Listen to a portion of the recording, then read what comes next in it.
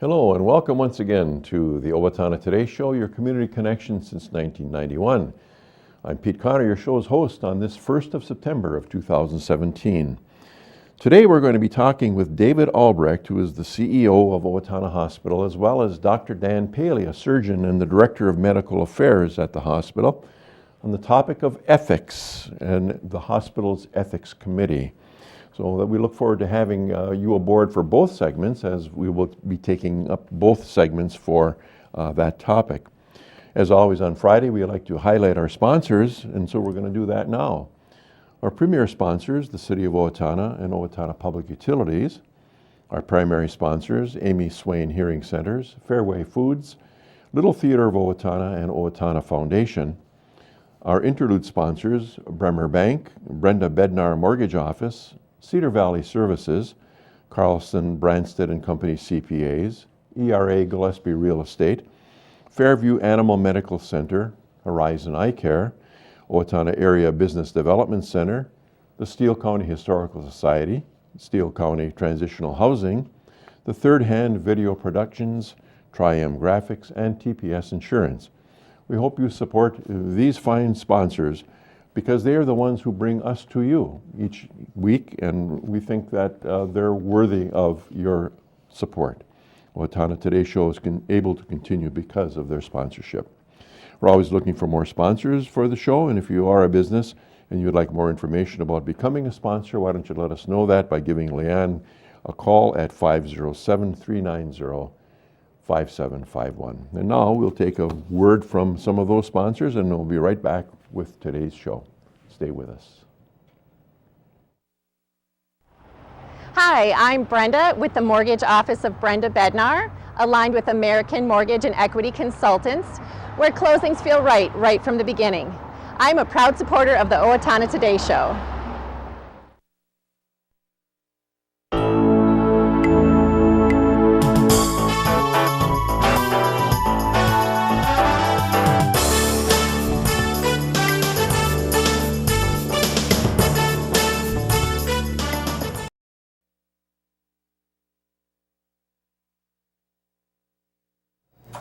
Welcome back to the Owatonna Today Show, your community connection, and a great welcome to a couple of fellas from the hospital, medical guys. We've got Dave Albrecht, the CEO of Owatonna Hospital, and also Dr. Dan Paley, who is actually a Mayo Clinic physician, but is the Director of Medical Affairs at Owatonna Hospital. And today we are going to be talking about hospital ethics and also the ethics committee that is in place at Owatonna Hospital. So, gentlemen, welcome. Good to have you here on this Friday, on the first of the month. I don't know where the time goes. Everybody says, "Oh, summer's gone." So, well, maybe it is.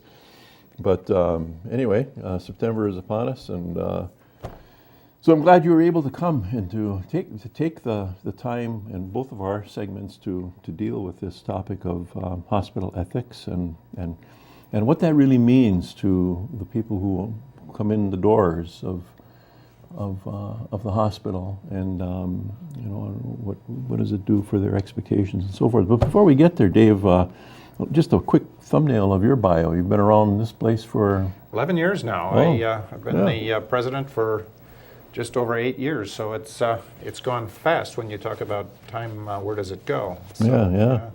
And where were you before?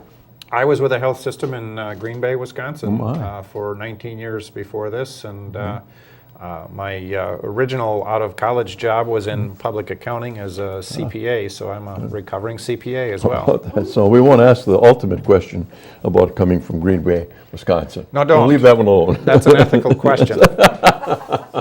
We have a committee here. We can decide if it's a good one or not.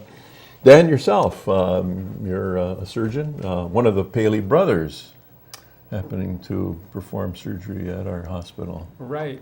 I've been in Owatonna now almost 9 years, and my brother came 2 years before me. So it's nice to work together. We're originally from Cleveland, Ohio, and I did my training in Columbus, Ohio, and then also in Kansas City. Okay, wonderful.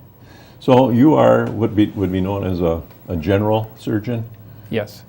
So anything that's not like, if my knee gets replaced, that's not going to be you? No. Probably. No. But if my stomach needs repair, that could be you, I suppose. Okay, all right.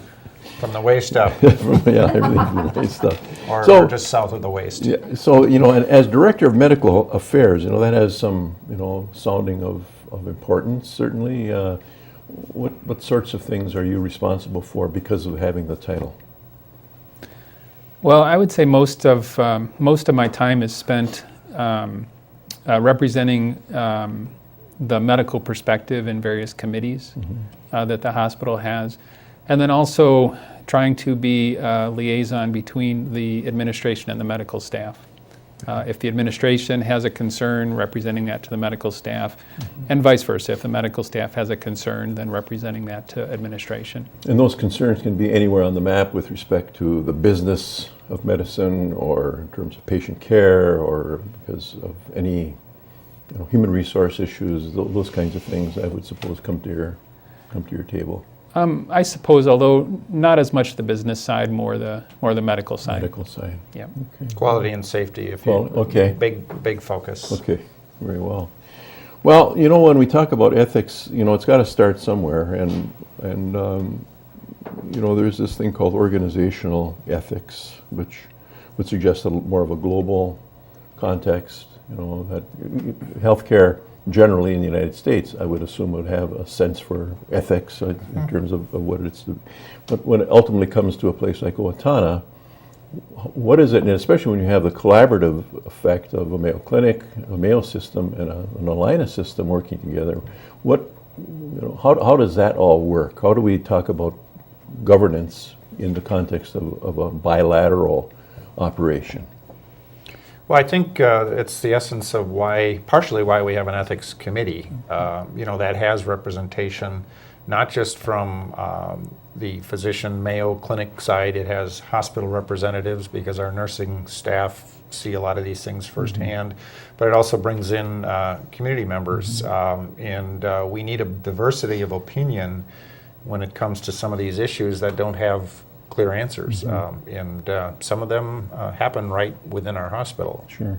So the committee can and will at least hear and discuss and perhaps pass a recommendation on with respect to a particular aspect of medical practice. Right, and as I said, in some of these questions, there's not a right or wrong answer, and it's the job of the ethics committee to take a look at and discuss at some detail and make a recommendation, which is not necessarily a decision, but to provide input to help in the process. Okay. Dan, I suppose from days of training, the Hippocratic Oath, speaks to, a belief and certainly a process, and there are the so-called 4 kind of benchmarks of beneficence, non-maleficence, and autonomy and justice that come to the table, I suppose, at every turn, every day, when you're dealing with patients. Well, that's right, and we try to apply those principles not only in terms of the care to the patient, but also in terms of how we structure our processes. Because the way that we work together, the way that we deliver healthcare, has a large impact on those ideas. Can we provide optimal care? Can we provide compassionate care? Yeah, and yet in the definition of beneficence, which is doing good, and non-maleficence, say that quickly 5 times, which is do no harm, there can be some tension between those when it comes to the process of treatment. Right. I think that so maleficence, just so people understand, is the idea of not doing bad things to people. And that's very basic and certainly important. But it is different than beneficence in a way. So the Hippocratic Oath says, in essence, do no harm. And historically, hundreds of years ago, I suppose there were reasons for that. But I think nowadays we certainly start from the idea that we're all trying to do good, trying not to do harm. But the beneficence really means that there's an obligation for the medical community, hospital, physicians, nurses, everybody, to actually try to go beyond that and try to do good things. It's not just enough to not do bad things, but we also try to do good things for the community and for our patients. Okay, so the treatment modality, let's say, suggests certain things, if it comes to chemicals or surgeries or what have you, and sometimes the answer is not easy to arrive at that decision as to what to do. Well, and I think we've had some examples nationally. One is the removal of feeding tube. I mean, that's just a kind of one of those examples. What is the right thing at that point? So a lot of this gets into end-of-life issues, and when is additional care futile? There are times when additional care, even though it might turn out to be the right thing to do, actually shortens life, could be, or but results in suffering of those last days. Right. So, and that, of course, begs the question, and which, of course, very in a timely way, we're talking of the process or program called convenings, where we are, in a large degree at Allina, and certainly the medical staff are encouraging people to become more conversant about decision points that we all have to make at some point in time when it comes to end-of-life issues. Yeah, and there's a kind of a theme, not just with end-of-life, but people who can't make necessarily decisions for themselves. And I know there's a lot of ethical issues around people that are developmentally disabled as well. Right. Dan, the committee that works with you, certainly Dave as well, and the hospital, will hear from time to time an issue, a real-time issue. Give an example of what can come to that table for discussion. Well, I think a great example, and a recent example, as you know, is this issue of end of life. So, historically, the idea of beneficence is that the medical care should always try to accomplish something good for the patient. So, for instance, prolonging life.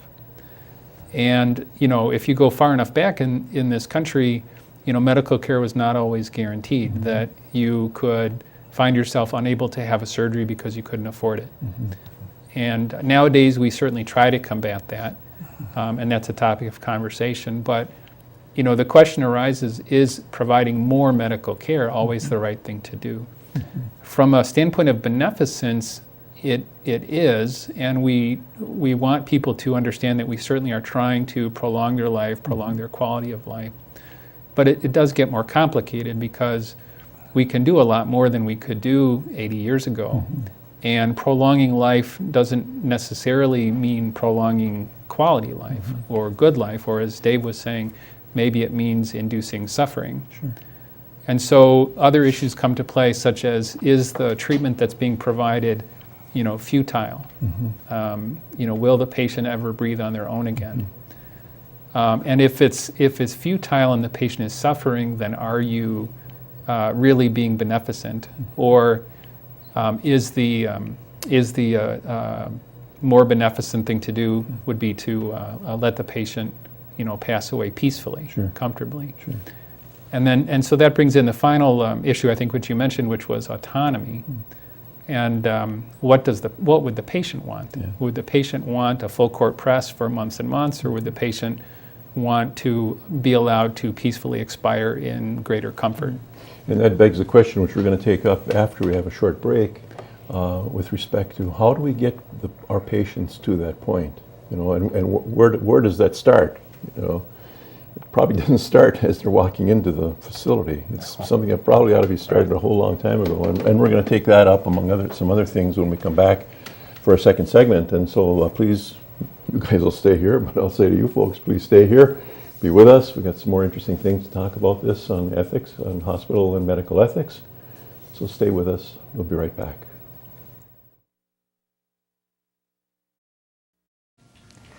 Hi, Eric here from Owatonna Senior Place. Participate in one of the many active fitness classes we have, or hop on the bus for one of our great day trips. We have a variety of programs and activities happening throughout the week. Our goal at Senior Place is to create positive moments for you at a reasonable and affordable price. Don't forget the Senior Place Partnership Program, with over 40 businesses giving discounts and incentives to you for being a Senior Place member. Contact us for more details. Live full, live well, live long. I'm Dan Branstead of Carlson Branstead & Company, Certified Public Accountants. We support the Owatonna Today Show. Greetings from the Steele County Historical Society. We invite you to visit us and enjoy your county's history at the History Center and the Village of Yesteryear. Check out our website for current exhibits and our monthly programs.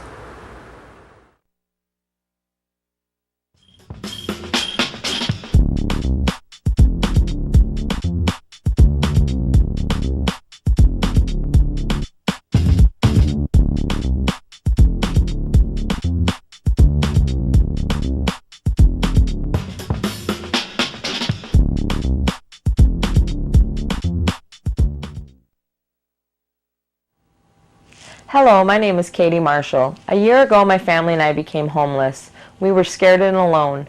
Today, with the help of Steele County Transitional Housing and generous donors like you, my family and I are safely housed. I am working, going to college, paying my rent on time. My children have a warm bed to sleep in every night. My family and I are so grateful for this second chance. Please help others in need by donating to transitional housing today. Everyone deserves a safe place to live.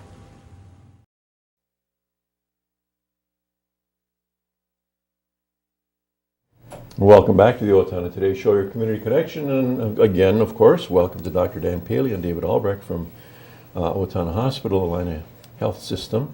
For this segment, we're gonna take a leap and kind of go through kind of a case study of what can happen, and we're going to kind of stay with the end of life idea when someone comes in who's in medically in kind of tough shape and where we get family together and all the rest of that. So we're gonna kind of take that and see what we can do for this next 10 minutes or so. So we've had those. The committee's had those presented to it. The cast of players really can become kind of a complication when you think of not only the patient, but his immediate family and others, right. Certainly the medical staff. And we were going to talk about the one that did not have any immediate family. Right. So which really complicated. The person was from out of the area, did not have any immediate family that was known to us, and was actually a guardian of the state and had a person from the county assigned to him, or her, I should say. It doesn't matter if it was a him or a her, same things apply. But it was an end-of-life situation. So maybe, Dan, you can describe that a little bit.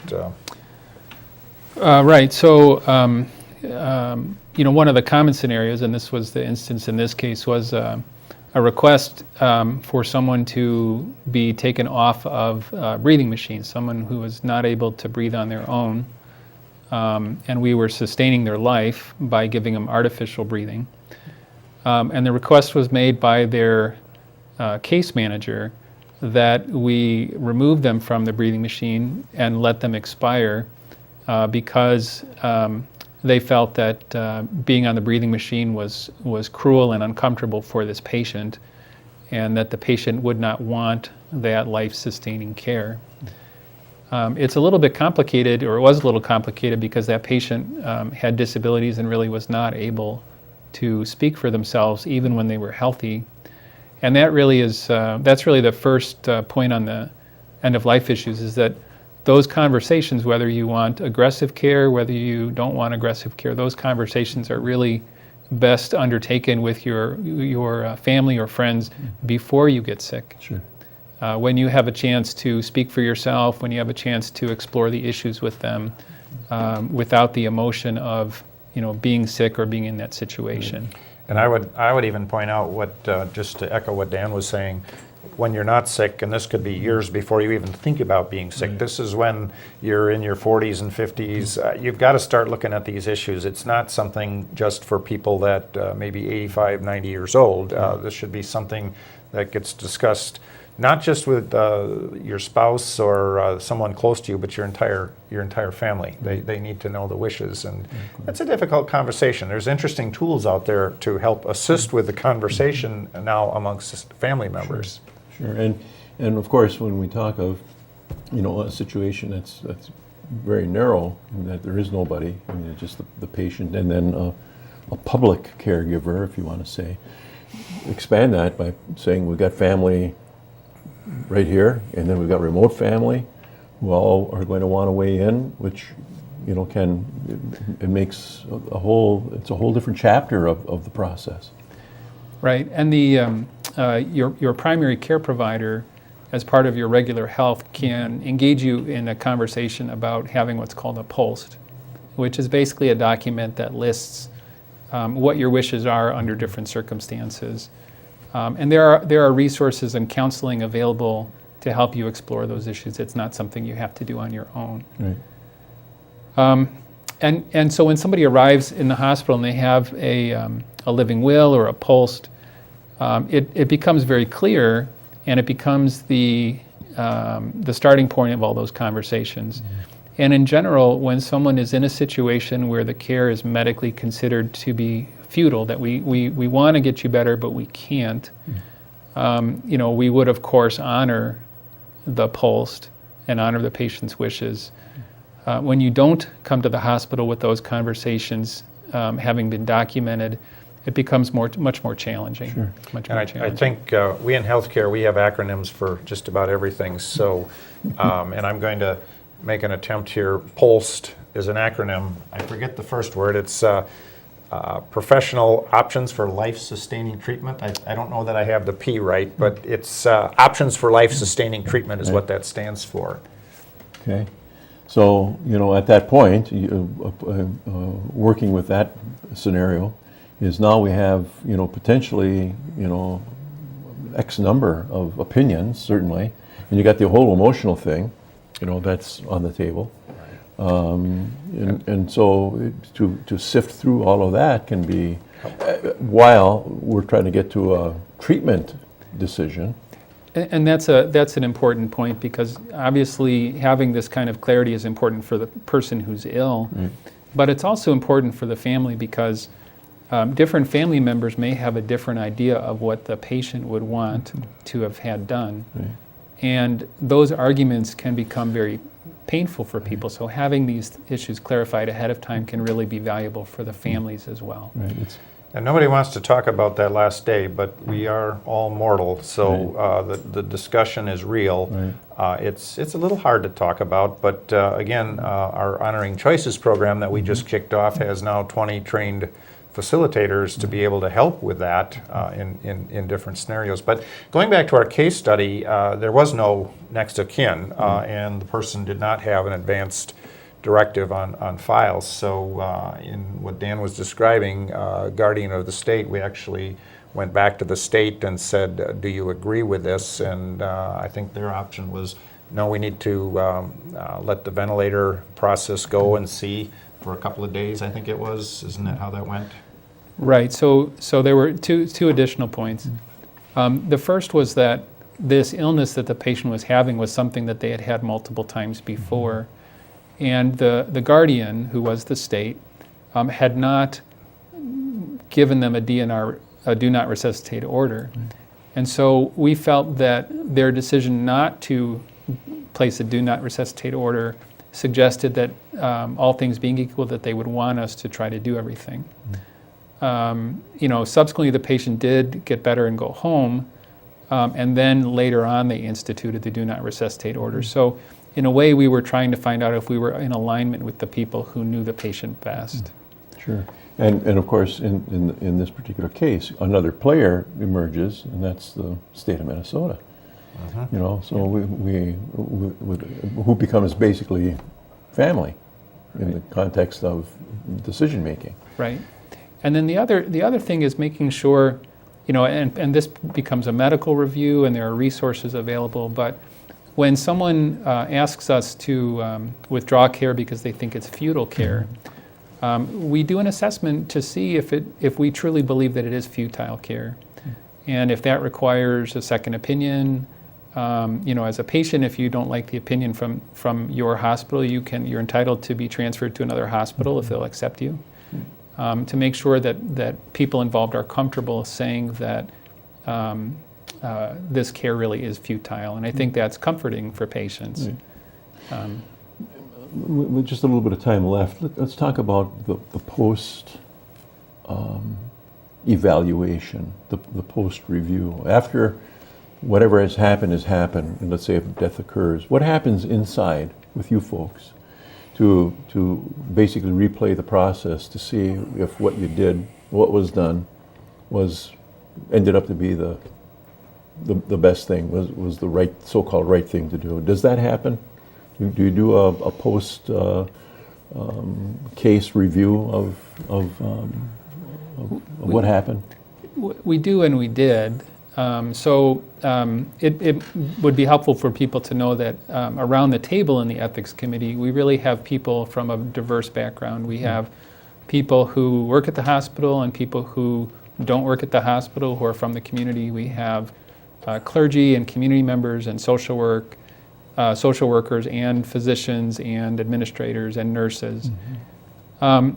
So this issue came back to the ethics committee a few months later for some follow-up to find out what happened with the patient and how the different people involved felt. Did they feel that we came to the right decision? Was the family, was the state happy that things worked out in a way that was beneficent and just and so on. Yeah. It's somewhat dependent on the issue, though, because we've talked about end of life, and you can do that, but there are other medical ethics issues that probably don't lend themselves. You make a decision one way or another. DNA manipulation would be one. Engineering, that type of thing, cloning, and all of that. Sure. Which we wouldn't see here because we're not that kind of a hospital. The most typical would be somebody who cannot make a decision for themselves or futility. We would run into that the most here. So when are you going to come back then? Because we got more to talk about. This is a never-ending topic. It is, isn't it? But I mean, and if anything, I hope that our viewers are catching this. If we didn't catch it, we did a thing with one of your former colleagues, Simon Middle, who is has an interest in the procedure or into the thing anyway. And so this is really a good bounce back to that. But there is more to be said, and I think we should get you back to talk more about other things that play into all of this. So, but thanks for now. All right, thanks for having us. Thanks for having. And thanks for you to be with us today, and we hope that this has been good for you and enlightening to you. And so stay tuned. We're going to be right back after some words, and so don't go away.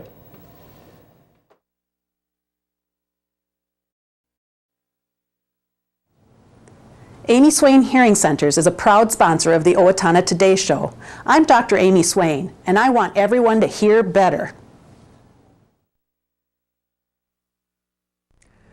Hi, this is Barry Gillespie, president of ERA Gillespie Real Estate, where our pledge is to save you money, save you time, and simplify your life. And we're proud supporters of the Owatonna Today Show. Welcome back to the Owatonna Today Show, your community connection. It's time now for some community announcements. Habitat for Humanity of Steele-Waseca area invites the entire family to its annual fundraiser.